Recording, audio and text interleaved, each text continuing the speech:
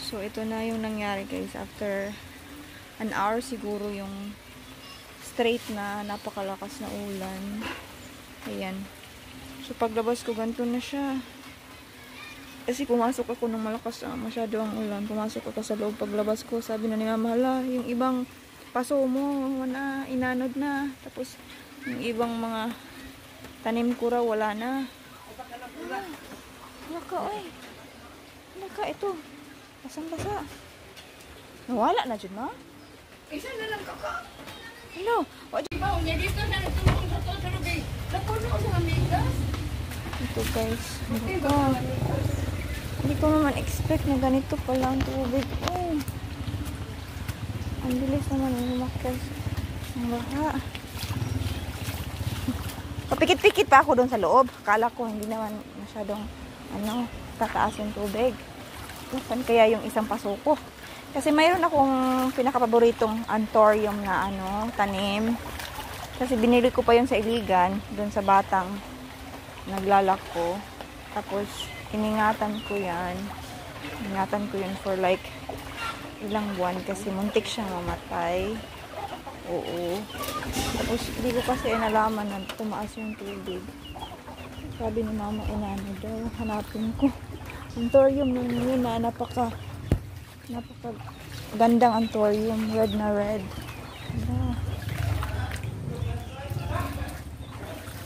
Naraman diri isa ka ang ma? Dara ay. Wala isa. Na dara. Naibot? Kawawa naman ito. Nasa na kayang paso nito? Naibot na. Oh, ito. Transfer ko lang yan. Ito. Kawawa naman. May din para kami dati. Turtle. Nawala na siya. Ganito din nangyari. Biglang bumaha. Tapos di namin namalayan. Biglang taas yung tubig. Kaya yung pagong namin na let go or like nakawala talaga. Stray turtle yun. Napulot lang namin sa daanan. Hello. Marami pa namang yung mga niyog na nahulog na. Kasi next month magkukopra na din kami. Wala, ubos na. Ito yung mga manok namin. Diyan. Ito. Sobrang ingay ng mga palaka. Ito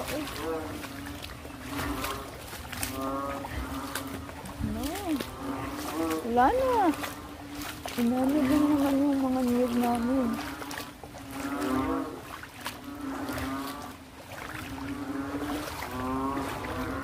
Diba, ang ingay ng mga palaka. Kung tuwa. Kasi nga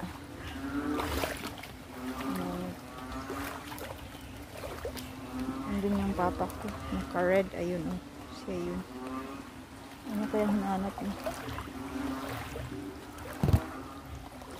Hello.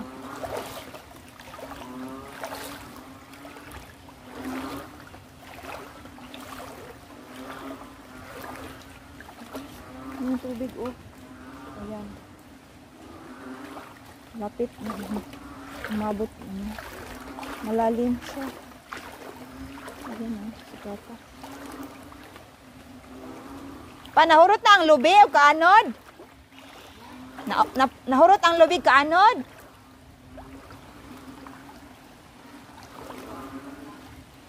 Wala, sayang.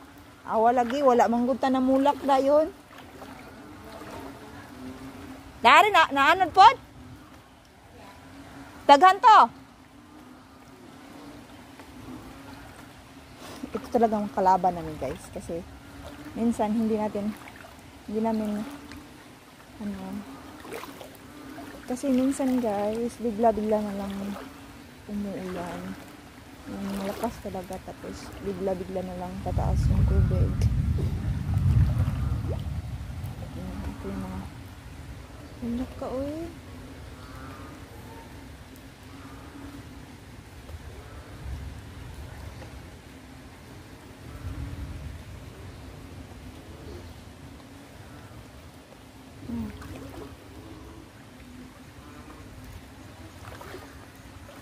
Kasi kanina, nag-live pa ako. Oo, dun sa live ko, na-focus ko lang yung ano dun sa harapan ng bahay.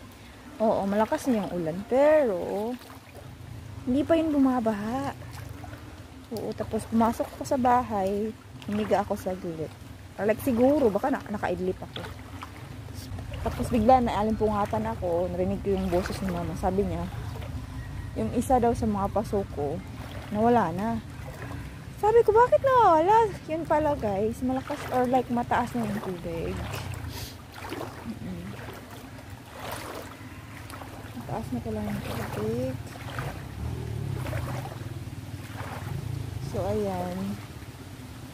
Yung last na, yung huling beses pala na bumaha rin is like around January this year. Yun yung time na talagang yung lahat ng mga mga kagamitan namin na nasa ibabang bahagi ng bahay talagang nabasa. Yung motor, dalawang ref, yung reducing ko, hintik na masira talaga. Maloko. Siguro malakas din yung ulan sa bandang bukid na part. Kaya kasi yung namin bahay located sa bandang dito dumadaan yung baha galing sa mataas na bahagi ng itong place namin. Kumbaga daanan talaga tong lugar namin ng baha. Oo. Kailangan talaga ay buti na lang itong mga pasuko nandito lang. Kasi kasi tinanim ko yan last week. Oo. Dito ako kumuha ng lupa. So yan dyan ko lang nilagay kasi may dyan may lapida yan ng mga nepiya, ng isang aso namin na namatay. May lapida dyan, may semento. So dyan ko nilagay ang mga pasuko kasi hindi naman masyadong mainit dito banda. Oo. Buti na lang hindi inanod yan. Ang mga bagol, basi na ko Nadato isa pero gibutang ni mama dato sa tapat sa gibutang sa ampis gibutang niya dato tapat sa jar pero namatay ng isa ray. Pila to kabog piso?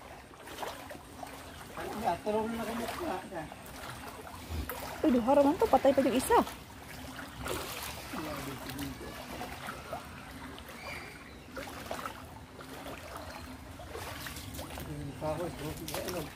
Isang kahoy. Sugnod? Buti naman talaga guys, yung bahay namin medyo na-elevate ng konti. Kasi kung hindi, patay, lagot talaga.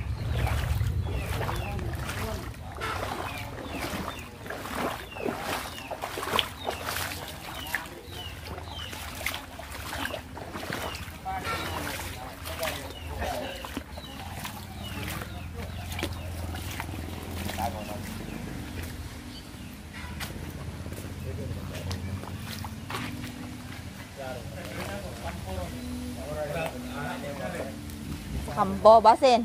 Pero dili man kay kusog. Dili kayo kusog. Sulog ba?